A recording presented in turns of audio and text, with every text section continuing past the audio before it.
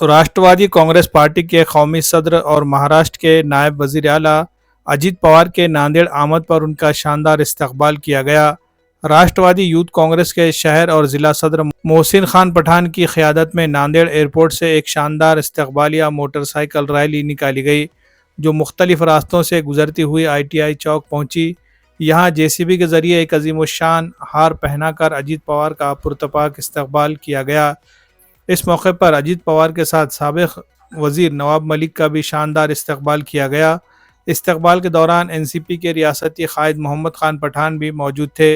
अजीत पवार के इस दौरे ने नांदेड़ की सियासी फ़िज़ा को मज़ीद गरमा दिया है और आइंदा इंतखाबात के पस मंज़र में इसे ख़ुसूसी अहमियत हासिल हो गई है।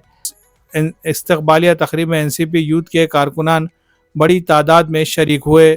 नौजवान राष्ट्रवादी कांग्रेस पार्टी से जुड़ रहे हैं और पार्टी को मज़ीद मुस्तहकम बनाने में अहम किरदार अदा कर रहे हैं।